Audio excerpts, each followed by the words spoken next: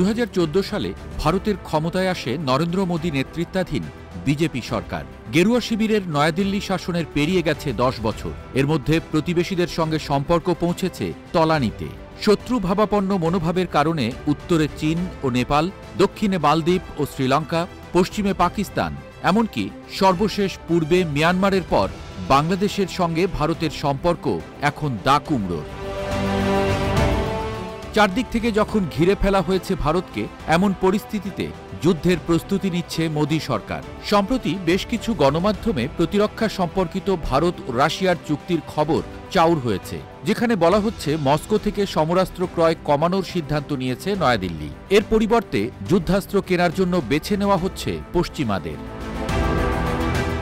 ভারতের সূচনালগ্ন থেকেই সমরাস্ত্র ক্রয়ের জন্য দেশটি রাশিয়ার উপর নির্ভরশীল। তাই নয়াদিল্লির মস্কোর সঙ্গত্যাগ এখন বিশ্বজুড়ে আলোচনায়। পাকিস্তানের রাজনীতি বিশ্লেষক কামার চিমা ভারতের এমন সিদ্ধান্তকে সাধুবাদ জানিয়েছেন।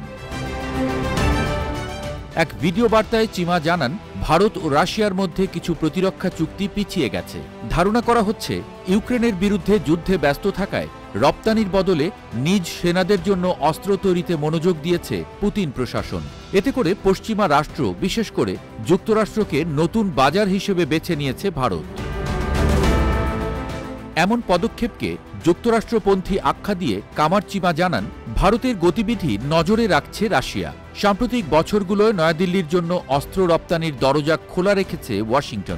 ফলে পুতিনের অপারগতার সুযোগকে কাজে লাগিয়ে আটলান্টিকের ওপারের বাজারকে ধরতে যাচ্ছেন নরেন্দ্র মোদী। তবে রাশিয়ার সঙ্গে ভারত চুক্তি বাতিলের বদলে পিছিয়ে দেয়া রাজনৈতিকভাবে গুরুত্বপূর্ণ, কারণ এমন পদক্ষেপে প্রমাণ পাওয়া গেল সব পরাশক্তির সঙ্গে কৌশলে সুসম্পর্ক বজায় রাখতে চাইছে নয়াদিল্লি। এটিকে যুদ্ধ পূর্ববর্তী সময়কার কৌশল হিসেবে অভিহিত করেছেন বর্ষিয়ান এই বিশ্লেষক।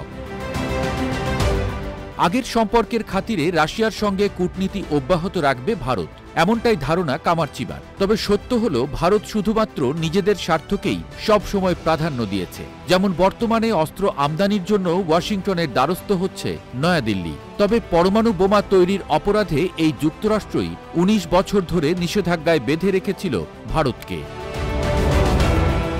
ভবিষ্যতের কথা চিন্তা করে দুপক্ষকেই খুশি রাখার চেষ্টায় ব্যস্ত মোদী সরকার। রাশিয়া থেকে অস্ত্র আমদানির বিষয়ে সরে আসলেও এখনও নয়াদিল্লির বেশিরভাগ জ্বালানি তেল আসছে মস্কো থেকে।